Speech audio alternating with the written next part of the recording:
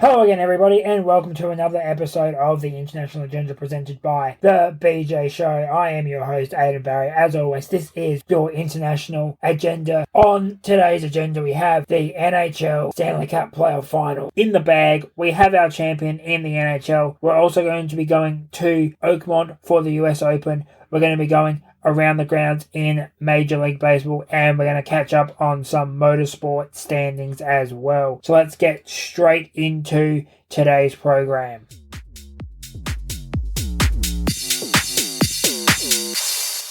Now we go to the NHL to begin our program this evening, and we have our Stanley Cup playoff champions, and I will get into all the action right now.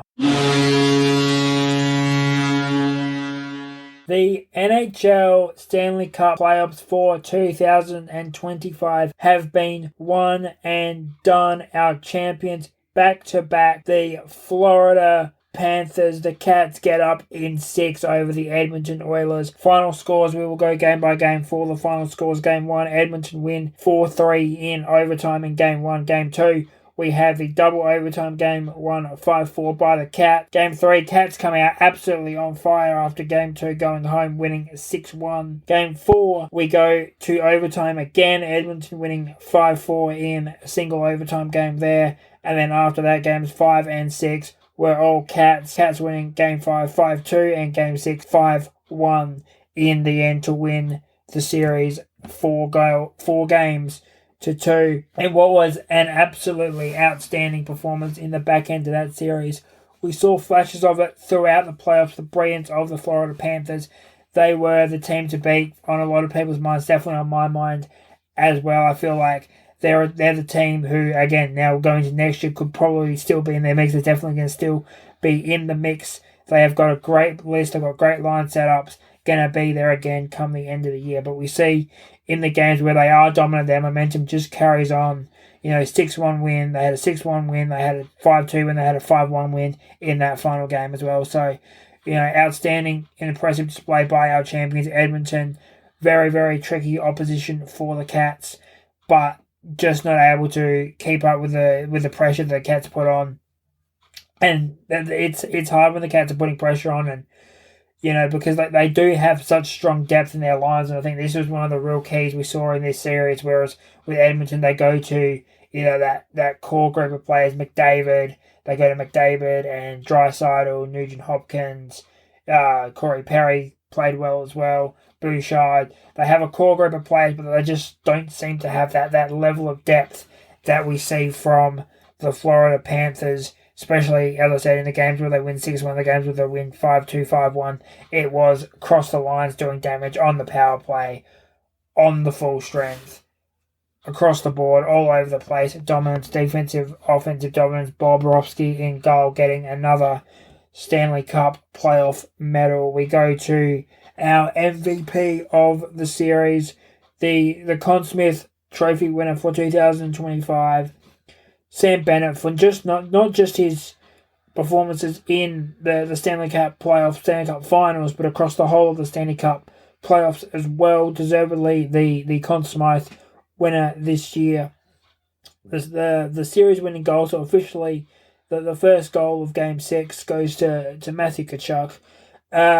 Cats, very, very good all across the board. Barkov, their captain, leading them to another playoff championship, and they're going to be a team that are in the mix for the next couple of years as well.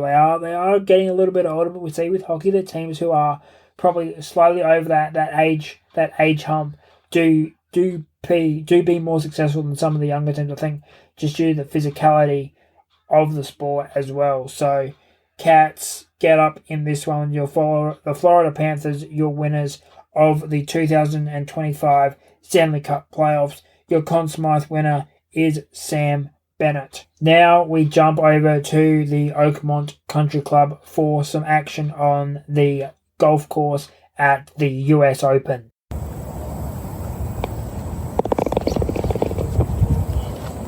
It was a real interesting weekend of golf at Oakmont Country Club for this year's running of the US Open Championship. It was, in the end, quite a torrid weather. Wind, rain affected the Open all throughout the 4 days of play, and the low scores showed that, we only had one player, our winner, coming in under par in the end. So I'll go through the top 10 going up. So tied 10th, we had Griffin and Henley. Tied 7th, we had Scheffler, Burns, Rahm. Tied 4th, we had Ortiz, Young, and Hatton. In outright 3rd at 2 over was Victor Hovland. In outright 2nd at 1 over was Robert McIntyre. And your winner of the US Open was JJ Spawn, who, despite his struggles early on the final day, coming into the final day being the 18-hole first round leader in the clubhouse, falling back into the pack a little bit due to the weather. His tee times, obviously having the later tee time in round 2, brought him back to the field. But then the weather on the weekend really picked up and messed with some players. This is why, we love golf like this. I love golf like this. I love when it is a tough slog in tough weather. Shootouts where we're going, 13, 14, 15, 16 other, and just bouncing birdies off of each other. It's fun and it's enjoyable to watch, but this is what real golf is about. This is about who can hang tough in the clubhouse overnight, who can come out the next day, put on the performance that they will be able to bounce back and get a win in these conditions, who can stay strong in these conditions when there are rain delays, there are having to come up back, finish off rounds the next morning before you begin play in the next round. But it was, as I said, JJ Spawn, your winner of the 2025 US Open at Oakmont. Now, for the first time on the international agenda, we're going to go around the Major League and see what is happening in Major League Baseball. We've got divisions to cover. I'm just going to talk about the divisions we've got all across Major League Baseball, division races, wildcard races, how my team, the Baltimore Orioles, are going as well. So we're going to get straight into that now. So we're going to look at the division races and the wildcard races. I'm also going to explain how the playoff system works, or the playoff system of the postseason, as it's called in baseball, works as well as we get closer to the end of the season and the postseason shakes out. Now it is baseball season and we are going around the divisions in the Major League. We're going to start in the American League. So with baseball, it's not so much an East and West conference. It's two leagues. It's the Major League and it's the National League, and they're spread in thirds. So we have the East, the Central, and the West in both leagues. So we're going to start the American League East, moving west, and then going to the National League, starting east, moving west. So in the American League East, the leaders of the American League East at this point, at the 70-game mark, are the New York Yankees. They are trailed by 2.5 games by the Tampa Bay Rays. So two very, very strong teams. Traditionally, Yankees, historic baseball team, very strong every year. Tampa Bay having a real upsurge in form at the moment as well. So that division race definitely wide open. Toronto Maple Leafs only back 3 games, Boston back 5 games, and the Baltimore Orioles, my team, we are back 11 games. So our hopes of winning the division are not looking too great at the moment, although we've had injuries in the early half of the year, and now we're getting our players back, so we're looking to have a summer push towards at least a wildcard position. In the American League Central, the American League Central is currently led by the Detroit Tigers. 9.5 games back of the Detroit Tigers is the Cleveland Guardians. 10 games back of the Tigers is the Minnesota Twins. 10.5 games back, the Kansas City Royals. And 24.5 games back, the team who are currently in a major, major rebuild and a major, major slump, the Chicago White Sox. So Detroit looks to have won that division. That is a race that I think, although it's early, we can see Detroit has a strong trend towards them, and they're going to keep building that division lead in the American League Central as we push through summer. Going out west in the American League West, it is led by a team who has been quite strong over the last decade or so, the Houston Astros.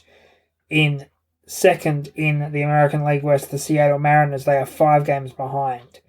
In third, the Los Angeles Angels, they are 6.5 games behind in 7th is the Texas Rangers. So in 4th, 7 games behind is the Texas Rangers. And last place in the American League West is the Athletics. Obviously, they are not at the moment having any locational name after being moved out of Oakland and going to Las Vegas. So they are the Athletics. So look at this division, I think, could be wide open. I think 5 games, definitely still a chance for Seattle to close. The Angels have always been strong, but just not strong enough. I think they might close in a little bit. Houston, though, very strong team, know what it's like to be at the pointy end of the year in the postseason as we head towards that and the Fall Classic. And this is, a Houston team, as I said, who know how to win. They got a lot of winning pedigree down there in Houston at the moment. So a team who are definitely on track for another postseason berth through a division win. We head over to the National League now. The National League East is a tie. Currently leading on tiebreakers, the New York Mets. Also tied for first place in the National League East is the Philadelphia Phillies. Both of those teams are 45 and 30. Then it is a 2-horse race between those two teams, as 10 games back is the Atlanta Braves, 14 games back the Washington Nationals, and 15 games back the Miami Marlins. So 2-horse race between the Mets and the Phillies in that one. I think that's going to go all the way down to the 160 game mark of the season, closing into those final couple of weeks to see who has an advantage over each other, and it's probably going to come down to wins against each other in the series they play across the board. Now we go to the National League Central. The Cubbies lead the division. 5.5 games back is the Milwaukee Brewers and the St. Louis Cardinals. So both of these teams 5.5 games back. Cubbies looking very strong though. That is a traditionally close and traditionally tight division. So nothing down to rights there. That is wide open still at this stage with those 3 in the mix. Cincinnati Reds also 6.5 games back. Don't count them out either. In last place and realistically in a rebuild is the Pittsburgh Pirates in 16 games back of the National League Central lead as well. Final division, then we move into the wildcard chase, is the National League West. It is led by the Los Angeles Dodgers. 3.5 games back of the Dodgers is the San Francisco Giants, who just traded in Rafael Devers from the Boston Red Sox. 5 games back, the San Diego Padres. 8 games back, the Arizona Diamondbacks. And 28.5 games back, they've only won 17 games all season, the Colorado Rockies. Now, this one is the Dodgers' playground, realistically. They have Ohtani, they have Freeman, they have Mookie, they have Teoscar Hernandez, they have Max Muncy, they have, the list goes on and on and on. We could be here all night. But they are the team to beat in the National League West. I don't see them losing that division for the next couple of years with that strong list they've got, and they will be looking to get a couple more rings on their fingers as well. So a team who I think could definitely be, again, playing in the Fall Classic, in the World Series at the end of it all. We'll go into the wild card chase now. So basically how baseball works is that the 3 division leaders automatically qualify for the playoffs or the postseason. They automatically qualify for the postseason in a seeded order. So highest wins in the league gets the first seed and so on. And then teams 4 and 5 play in it used to be a one-off game, now it's a best of 3 series to be that 4th team in the postseason proper. So in the American League, it is currently led by 3 teams from the American League East. Tampa Bay ahead by 2.5 games. Toronto ahead by 2 games. So those would be the 2 teams who qualify. Then we have Boston, Seattle, Cleveland. Boston on the line. Seattle and Cleveland both 1.5 games back. And Minnesota a game back. Kansas City 1.5 games back. The Angels 2 games out, the Rangers 2.5 games out. Those are the teams who are in the mix at the moment. In the National League, the Phillies are 4.5 games above the line. The San Francisco Giants are 1.5 games above the line. On the line is the San Diego Padres. They are tied on the line by, they've got the same wins but lead by a half game over the Milwaukee Brewers and the St. Louis Cardinals. Cincinnati a game and a half back. Arizona 3 games back. Atlanta 5.5 games back, and I think that is pretty much everyone. Atlanta are going to start to make a push with the return of Ronald Acuna Jr. as well, so look out for them as summer progresses and the runs start coming in over summer. So great time for the Braves to have Ronald Acuna Jr. back to make that push for a wild card in the National League. I will keep you updated on everything happening in the Major League as we get closer and closer to the postseason. To finish off today's episode, we are going to go around the world in motorsports and have a look at the championship races for both riders, drivers and constructors for major racing categories around the world.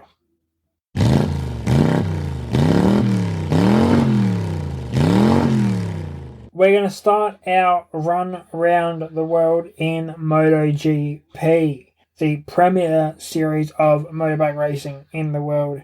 It is currently led by Marc Marquez, and second is Alex Marquez. So Marc Marquez, 233 points. Alex Marquez, 201 points. At this stage, I see it as a 2-horse race between the Marquez brothers, as the next closest competitor is Pecco Bagnaia, and he's 60 points behind Alex Marquez, who's, as I said already, 32 points behind Marc Marquez. So this one, I think, definite 2-horse race between the Marquez brothers, Ducati riders. They are going to be running this one down. I think Marc just has a slight edge at the moment, but anything can happen at this stage. Second up is our Constructors' Championship, and Ducati are miles in front. They are on 282 points with 6 wins and 20 podiums across their drivers.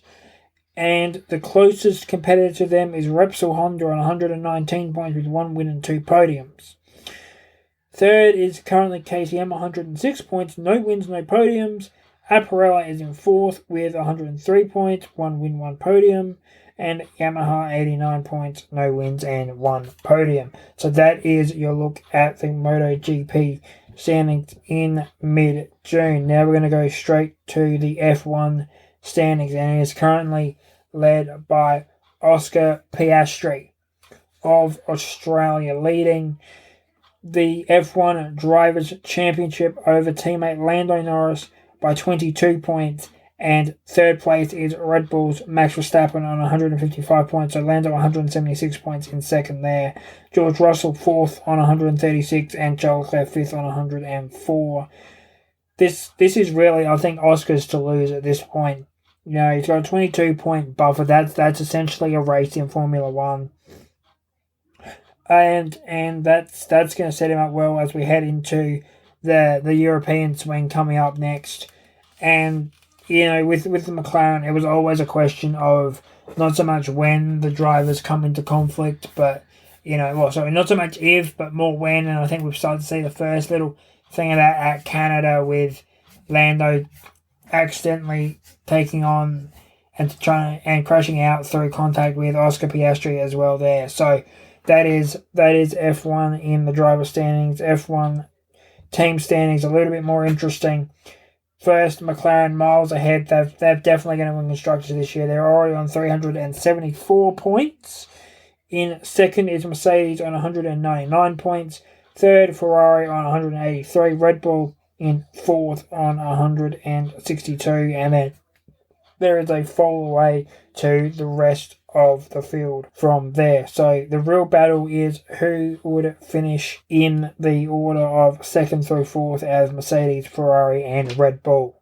Now we're going to move on to NASCAR, and we're going to look at the NASCAR Cup Series from last weekend. It was the Mexico City road course and won by Shane Van Gisbergen, and so a former V8 Supercar, Repco Supercars driver, winning in NASCAR road course, and this is his first year where this is his second win in NASCAR. So last year he won in Chicago, but he was on a non-charter team, therefore he could not score points. He could not earn points driving that race, even though he won it this year. He is on a charter team, which means he is earning points with a win. He now needs to qualify inside the top 30 to get into the Sprint Cup chase, or the chase for the Cup at the end of the season.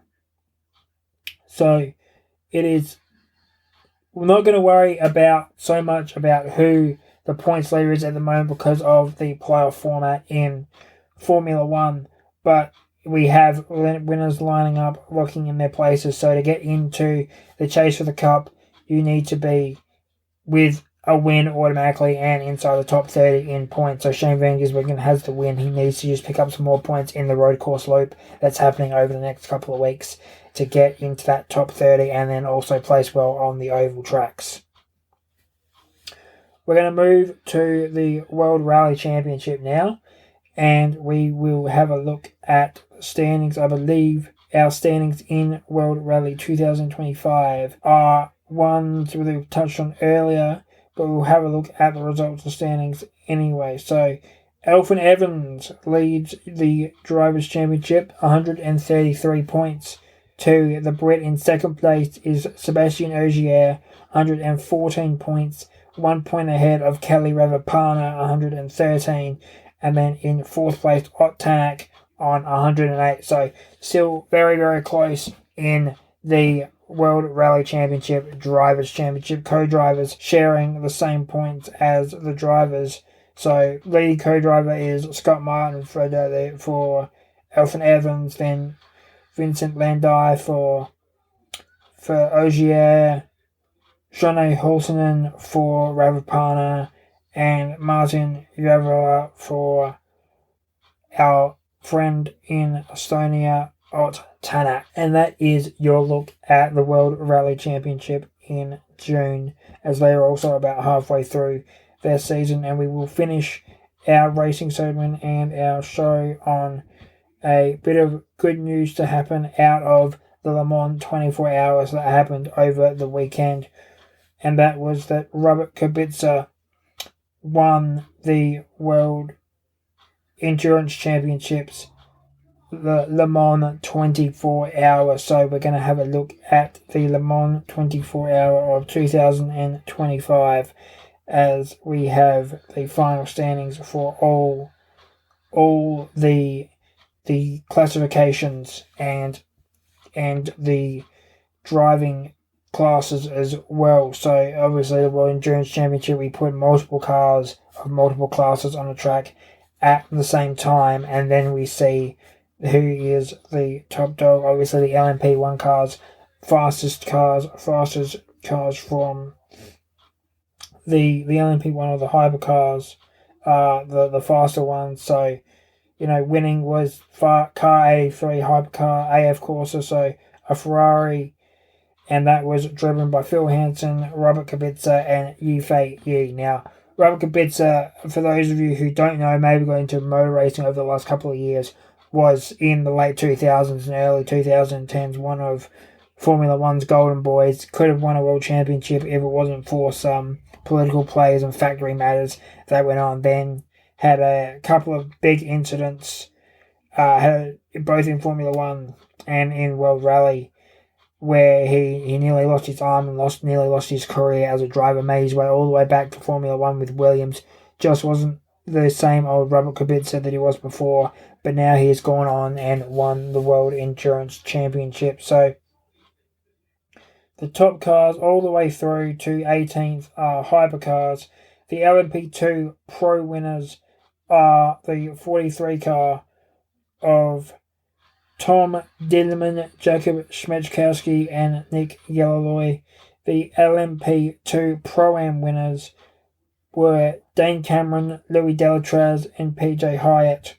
They finished in 20th place. We keep going down now, so now we go to LMP2. The LMGT3 was won by Manthe First Forum, the team of Ryan Hardwick, Richard Leete, and Ricardo Pera. And then we keep going down through the classifications. Is there any more classifications that entered this year? No, there wasn't. That was your winner. So well done to Robert Kubica on winning the Le Mans 24 hours outright. This is a great feel-good story to end the show on.